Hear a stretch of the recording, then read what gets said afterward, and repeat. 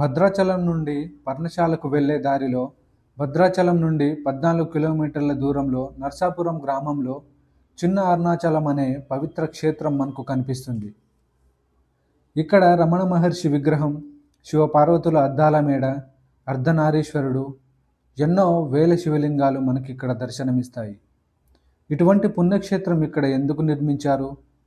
భద్రాచలంకు పర్ణశాలకు ఈ దేవాలయంతో సంబంధం ఎటువంటిది? అందరికీ నమస్తే అండి. అందరూ ఎలా ఉన్నారు? నిన్నటి వీడియోలో చూశారు కదా, ఆ భద్రాచలం టెంపుల్ అయితే చాలా బాగా అనిపించిందండి. అక్కడ వెళ్ళిన తర్వాత పూర్తిగా చూడని వాళ్ళు ఎవరైనా ఉంటే భద్రాచలం టెంపుల్ గురించి పూర్తి వివరాలతో మంచి వీడియో అయితే చేశాను, తప్పకుండా చూడండి. ఇంకా ఇక్కడ చూసుకున్న తర్వాత పర్ణశాలకైతే వెళ్తున్నా అనమాట. మనకు దారి మధ్యలోనే ఒక అద్భుతమైన ఒక టెంపుల్ అయితే కనిపించిందండి. ఈ చిన్న అరుణాచలం అనే పేరుతో ఇక్కడ ఒక టెంపుల్ అయితే ఉంది. కొన్ని వందల శివలింగాలు అయితే ఇక్కడ మనకైతే కనిపిస్తాయండి. చాలా అంటే చాలా బాగుంది ఈ టెంపుల్ అయితే. పూర్తిగా చూడండి, చాలా బాగుంటుంది. ఇంకా వీడియో నచ్చితే లైక్ చేయడం మాత్రం మర్చిపోవద్దు. మీకు చూపిస్తాను ఆ టెంపుల్ కూడా ఎలా ఉంటుందో, అద్భుతంగా అయితే ఉందన్నమాట. ఇంకా వీడియోలోకి అయితే వెళ్ళిపోదాం. మనకు వెళ్ళే దారిలో అండి చిన్న అరుణాచలం అంట ఇది టెంపుల్ కనిపిస్తుంది కదా, ఇక్కడైతే కనిపిస్తుంది మనకు. చూసుకోవచ్చు మనం, పక్కనే కుమారస్వామి విగ్రహం కూడా కనిపిస్తుంది. చూసుకుంటే కూడా అక్కడ రమణ మహర్షి ఆశ్రమం కూడా ఉందంట. పక్కన కనిపిస్తుంది కదా బోర్డు, అక్కడ పక్కన అయితే రమణ మహర్షి ఆశ్రమం అయితే ఉందంట. మనం ఇక్కడ టెంపుల్ని అయితే చూసేద్దాం ముందు ఎలా ఉంటుందో.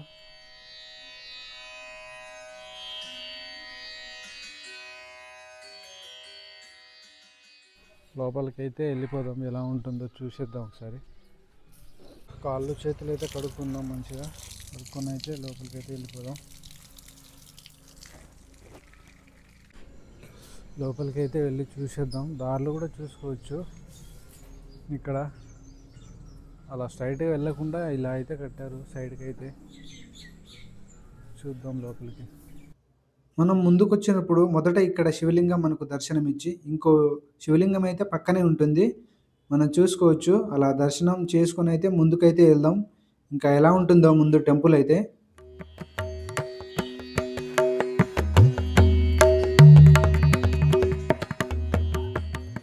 కొంచెం ముందుకలా వస్తే మనకు చాలా శివలింగాలు అయితే కనిపిస్తాయండి.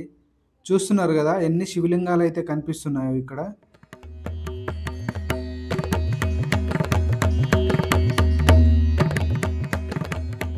కొన్ని వందల సంఖ్యలో అయితే శివలింగాలు ఉన్నాయి ఇక్కడ, మనం చూసుకోవచ్చు.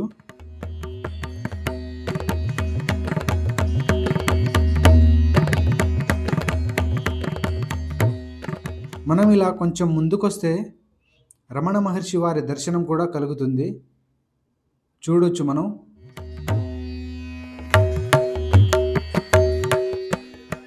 మనకి ఇక్కడ కనిపిస్తున్నాయి కదండి ఈ శివలింగాలు. వీటిని 108 బ్రహ్మసూత్రాలు లింగాలు ప్రతిష్ఠించే ప్రాంతం అని అయితే చెప్తారు. ఇంకా చాలా శివలింగాలు ఇక్కడ ప్రతిష్ఠించి అయితే పెట్టారు, చూసుకోవచ్చు మనం. ముందుకెళ్ళి అయితే చూద్దాం, ఇంకా చాలా శివలింగాలు ఉన్నాయని అయితే చెప్పారు టెంపుల్ చుట్టూ కూడా.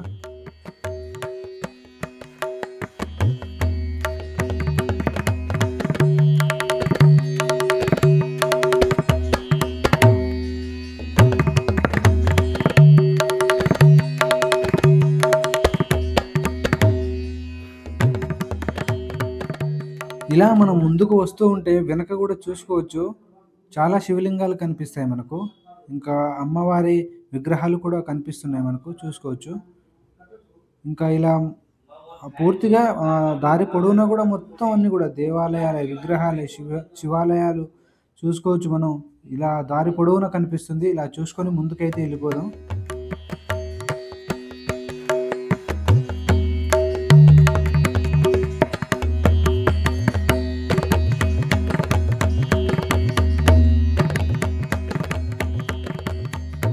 ఇలా చూసుకుంటూ మనం ముందుకు వచ్చిన తర్వాత అండి పంచభూతాలను సూచించే 5 ప్రధాన లింగాలు అయితే ఇక్కడ మనకు దర్శనమిస్తాయి. ఇంకా ఇది భూమిలింగం, జలలింగం, అగ్నిలింగం, వాయులింగం, ఆకాశలింగం అని చెప్తారు కదా, ఆ లింగాలు అయితే మనకి ఇక్కడ కనిపిస్తాయి. ఇక్కడ చాలామంది భక్తులు వచ్చి కూడా అక్కడ పూజలు అయితే చేస్తూ ఉండడం చూశాను. చాలా అంటే చాలా బాగుందండి ఇక్కడైతే.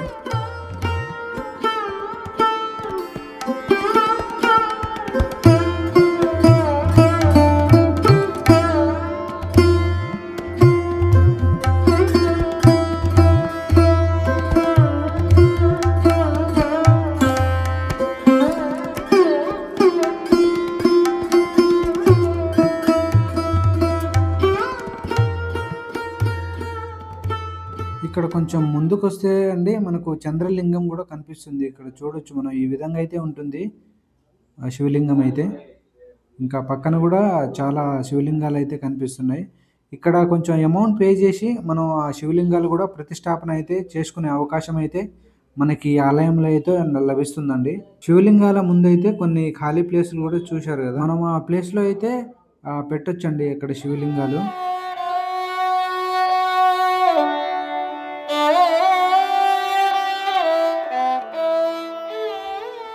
ఇక్కడ మనకు శ్రీ భూతనారాయణుడు రూపం ఈ విధంగా అయితే కనిపిస్తుంది మనకు. నేను ఇంతవరకు ఇలాంటి విగ్రహాలు అయితే ఎక్కడ చూడలేదండి. చాలా రకాల విగ్రహాలు అయితే, రకరకాల దేవుళ్ళ విగ్రహాలు అయితే మనం ఇక్కడ చూసుకోవచ్చు. అక్కడ పేరు కూడా కనిపిస్తుంది కదా, ఇంకా పక్కనే చూసుకోవచ్చు. ఇంకా చాలా రకాల దేవుళ్ళు అయితే ఉన్నారు ఇక్కడ. ఉత్తర ద్వారం అంట ఇది, ఉత్తర ద్వార దర్శనం అని అయితే ఉంది ఇక్కడ. అది ఏ టైంలో దర్శనం ఇస్తారో మరి చూసుకోవచ్చు. పక్కనే నాగదేవతల విగ్రహాలు కూడా చాలా అంటే చాలా బాగున్నాయండి ఇక్కడ చూడడానికి అయితే. ఇక్కడ మనకు పంచముఖ అరుణాచలేశ్వర స్వామిని కూడా ఇక్కడైతే మనం దర్శనం అయితే చేసుకుందాం.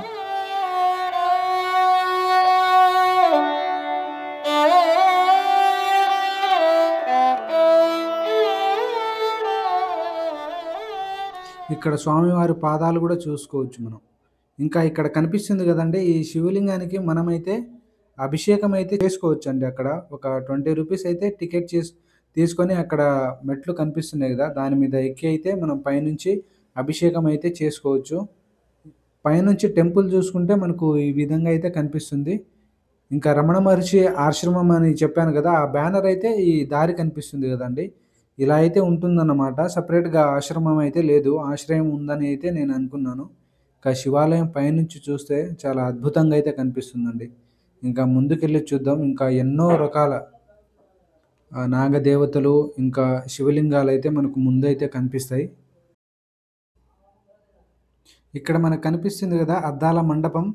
ఇక్కడ ఆ పరమేశ్వరుడు పార్వతీదేవి వారి విగ్రహాలను అయితే మనం కొన్ని సంఖ్యల రూపంలో అయితే దర్శనం అయితే చేసుకోవచ్చండి. ఇక్కడ ఇలాంటి అవకాశం నిజంగా ఎక్కడో ఒక చోట మాత్రమే ఉంటుంది. నిజంగా నాకు చాలా డిఫరెంట్గా అనిపించింది. ఇక్కడైతే చూసుకోవచ్చు మనం ఆ విగ్రహాలను అక్కడ పెట్టారు కదా, ఆ అద్దాలలో కొన్ని సంఖ్యల్లో చాలా కొన్ని వందల రూపాల్లో అయితే కనిపిస్తున్నారు ఇక్కడ మహాదేవుడు ఇంకా పార్వతీదేవి.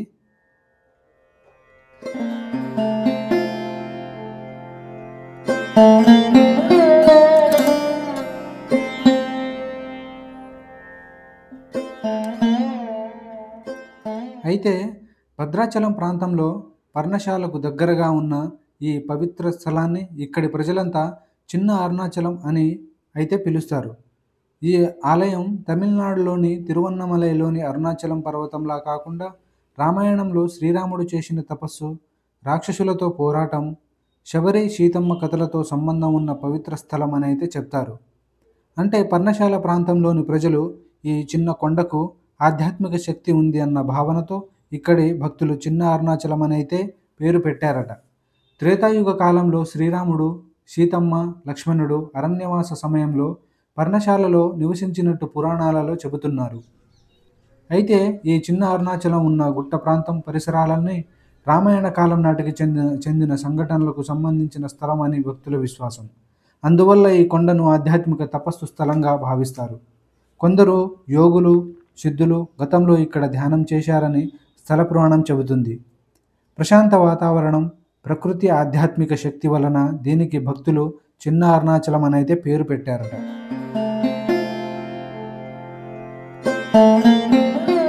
ఇక్కడ మనం శ్రీచక్ర శివలింగాన్ని దర్శనం చేసుకోవచ్చు.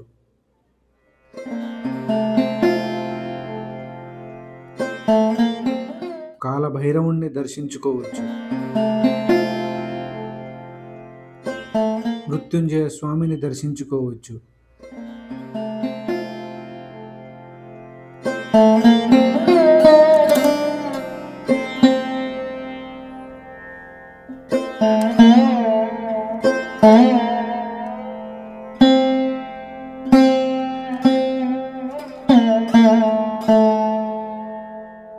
ఇక్కడ వీరభద్రస్వామిని దర్శించుకోవచ్చు, ఆదిశంకరాచార్యుల వారిని కూడా దర్శించుకోవచ్చు. ఇంకా గరుడ స్తంభం చూసుకుంటే మనకు ఈ విధంగా కనిపిస్తుంది.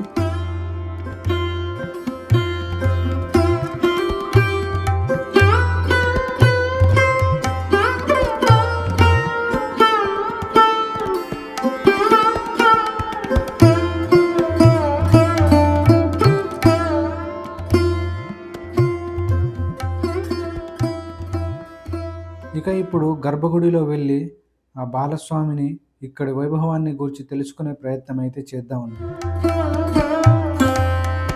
నేను వెళ్ళిన సమయానికి బాలస్వామి వారు మంత్రాలను చదువుతుండడం అయితే చూశాను.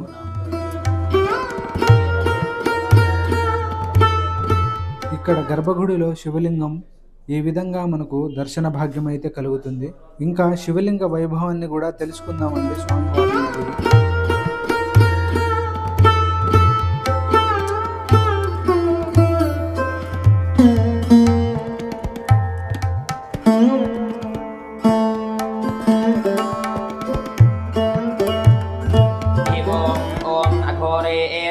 घोरेभ्यो घोरघोरतरेभ्यः सर्वेभ्यः सर्वेभ्यो నమస్తే అస్తు రుద్రరూపేభ్యః. అందరూ కూడా నమస్కారం చేసుకొని చూడండమ్మా స్వామివారిని. ఒకే లింగంపై 1007 చిన్న చిన్న లింగాలు ఉంటాయి. కనబడుతున్నాయా? చిన్న చిన్నగా ఇవన్నీ కూడా 1007 చిన్న చిన్న లింగాలు. ఈ యొక్క ప్రధాన లింగంతో కలిపి 1008 లింగాలు. స్వామివారిని సహస్రలింగం అంటారు. ఒకేసారి 1008 లింగాల దర్శన భాగ్యం కలుగుతుంది యొక్క దేవాలయంలో. అరుణాచల శివ అనే నామస్మరణతో చెప్పండి. అరుణాచల శివ, అరుణాచల శివ, అరుణాచల శివ, అరుణాచల శివ, అరుణాచల శివ. హర హర మహాదేవ, శంభో శంకర.